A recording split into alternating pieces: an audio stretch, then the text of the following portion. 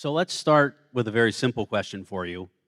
Of all of the things in the world that you can make a documentary film about, Yeah, what made you choose an unreleased superhero movie from the early 90s? right. Yeah. Well, the two biggest elements are the fact that I love comic books. I grew up with them. I'm a geek and a nerd, however that word or phrase has transitioned over the years, where it's kind of become almost hip now to be one. But I was one back when it wasn't hip, and there was always a bit of shame accompanied with it being like a comic guy. So I loved comics and I loved movies, and I've always loved movies and always wanted to make movies, and that's what I've wanted to do since I can remember. Um, and I love mysteries. We all want to know what happened to whom, when, in order to get to the end of a great story. So I love storytelling. And this just kind of embodied all three of those. And it was something I was just so interested in because of that. And I mean, the reason I ended up making it was because I was always waiting for like the definitive account to come out. I was waiting for the book to be published. I was waiting for a documentary to tell me what happened. And at some point, I realized it wasn't 20 years later. I figured, I'd do it myself. The narrative structure of this film works so well with no real narration because Yeah. that seems very common. Yeah. I had a buddy of mine watch like a really early cut and he's like, you need VO, you need VO.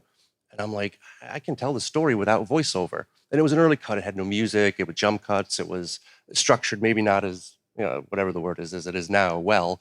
And I fought it and I fought it and I fought it. I'm like, I don't want voiceover. And ultimately the cuts started to come together Mhm. and I realized, yeah, maybe I don't. And then I didn't. That's awesome. Yeah.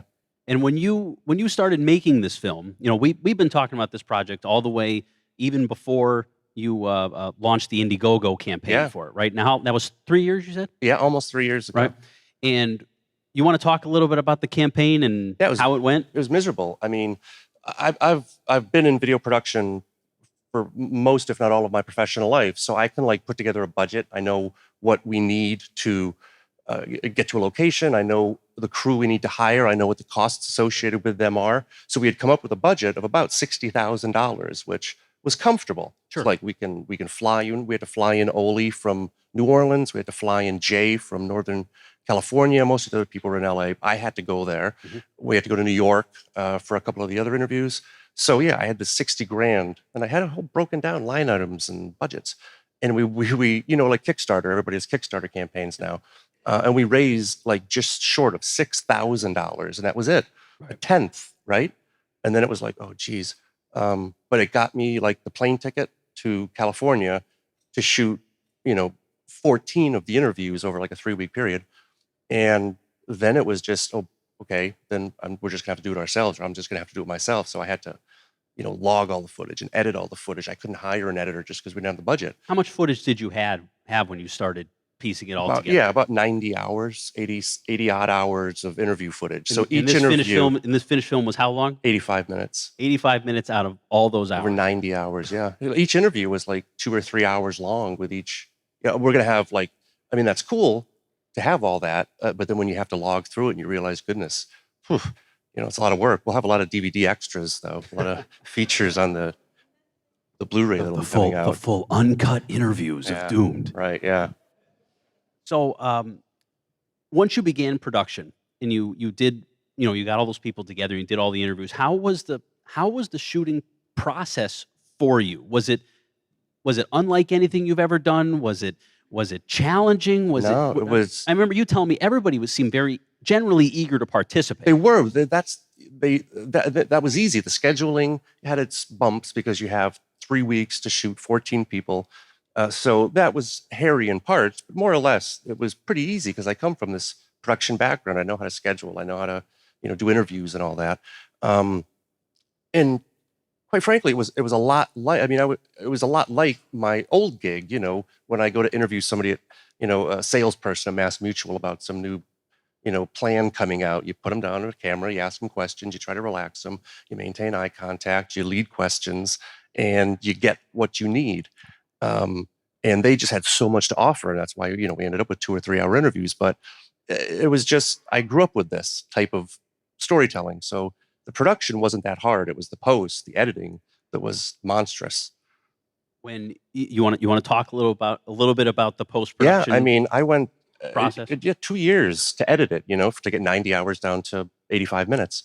Um, and it was hard. It was so hard because you kind of know structurally what you want to do.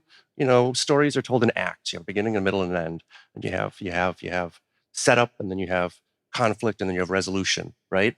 And that applies to everything from like theater to everything, every visual thing we see in front of us on television and film. Is this structure more or less. So I knew what I wanted to tell, but I knew that if I included everything, I would have, and like I did have, 4.5 hour cut. Was that your first cut, 4.5 Yeah, four hours? and a half hours. And then it's just whittling, and then it's just tweaking. And by the end, it's frames. It's 1/24 of a second here and 1/24 of a second there, from 90 hours. And there would be months where I couldn't touch it. It was just painful, and I just couldn't do it anymore. Uh, Living in Ludlow in this little apartment on the side of a house, and this crappy desk from, wherever, and just awful, awful, awful, painful, depressing awfulness. But then you'd break through something. You were like, oh, and then all of a sudden you'd work for, 2 months straight and, calling sick to work. Sue. Now I remember because we've talked all the way through this Yeah. production. There was a couple points when you had a few breakthroughs with people that you got interviews with very late in the process, almost after you were done shooting everybody else. Like I remember when you added Lloyd Kaufman. Yeah. The trauma Um, guy. Yeah. are there were there people that obviously Stan Lee, Yep. Avi Arad, Yep. were there people that you were trying to seek out throughout this production that just you could just never find these people? They would never come to the table for whatever reason.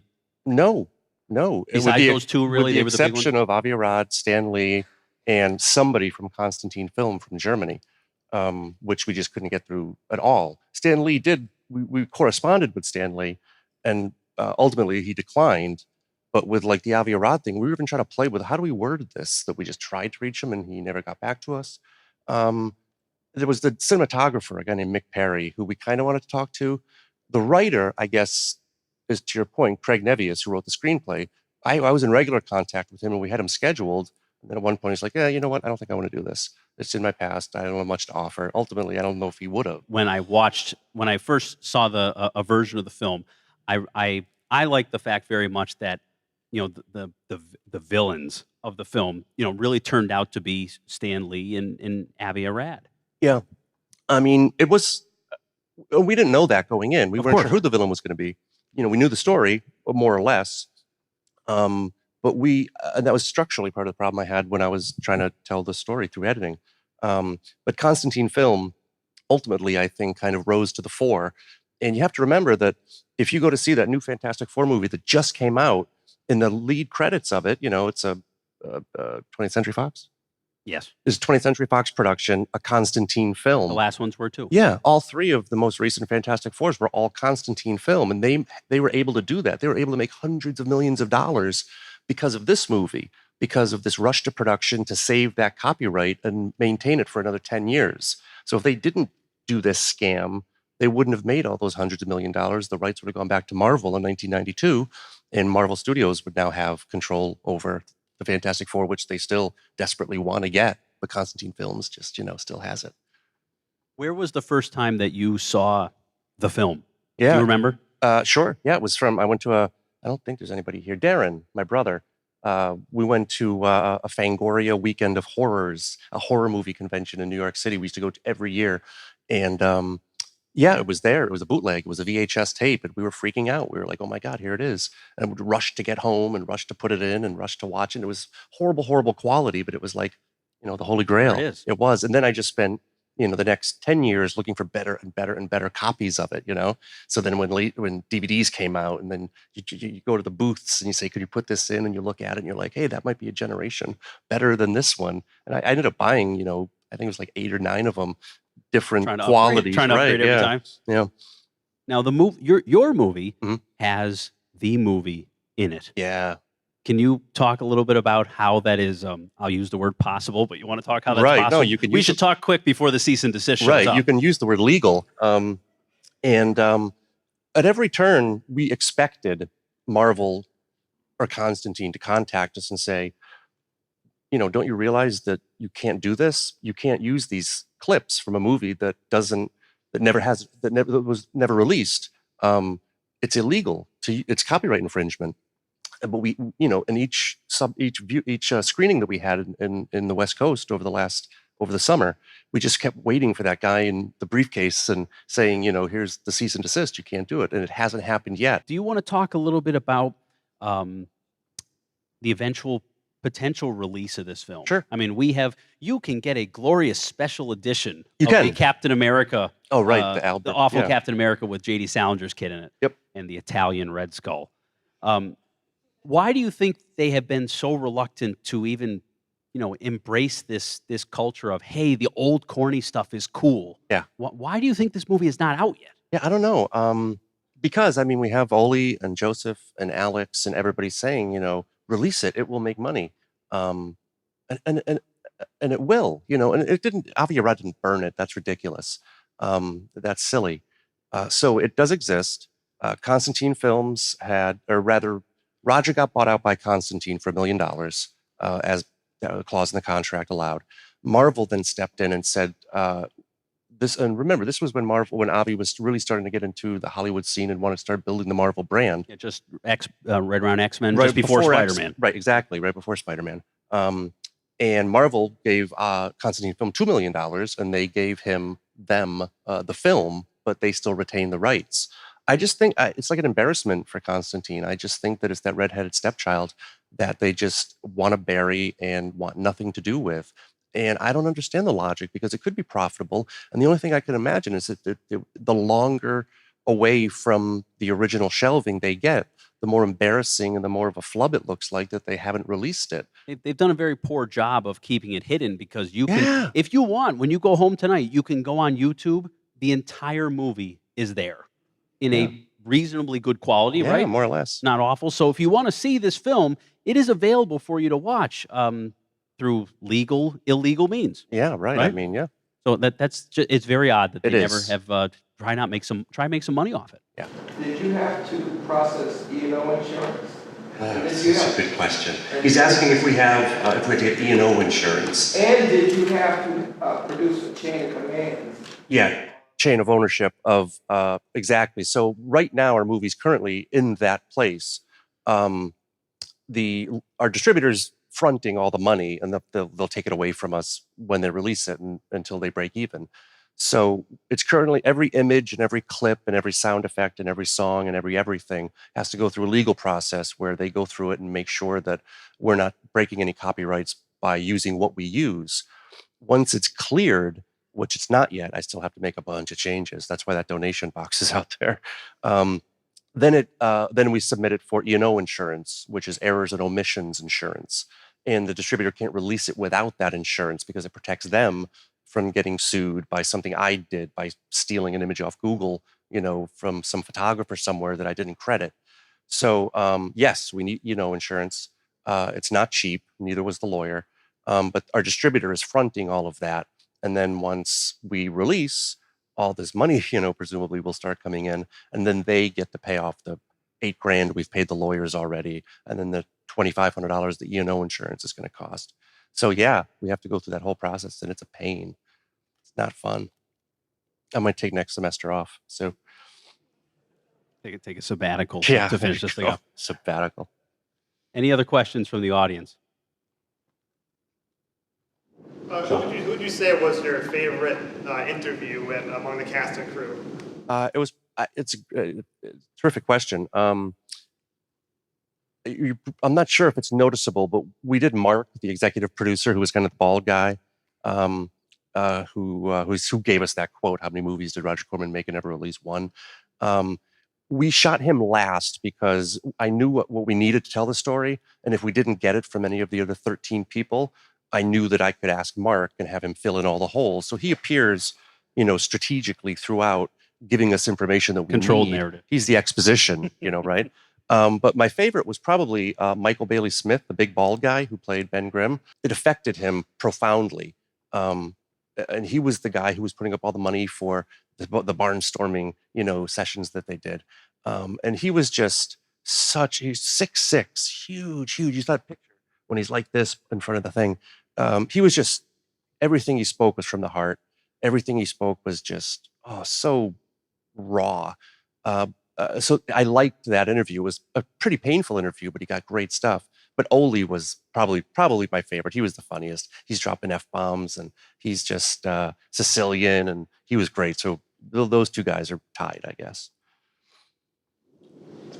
If Constantine tries to prevent the release, do you have any other ideas for other avenues to get the story out? Yeah, it's a great question. So he's saying if Constantine Films somehow ends up stopping us and our distributor drops us, and then we're hung out to dry.